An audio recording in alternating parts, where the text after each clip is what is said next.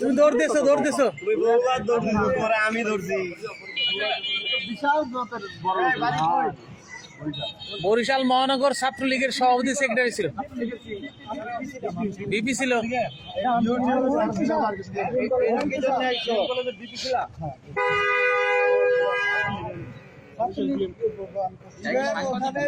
ছাত্রলীগের president secretary ছিল।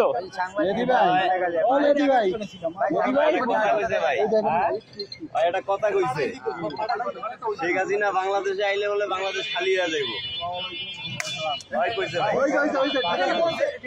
কি কথাটা কইছে ভাই? শেখ হাসিনা বাংলাদেশে ঢুকলে বাংলাদেশ খালি হয়ে যাইব। আমরা আছি বাবা, তো শেখ হাসিনা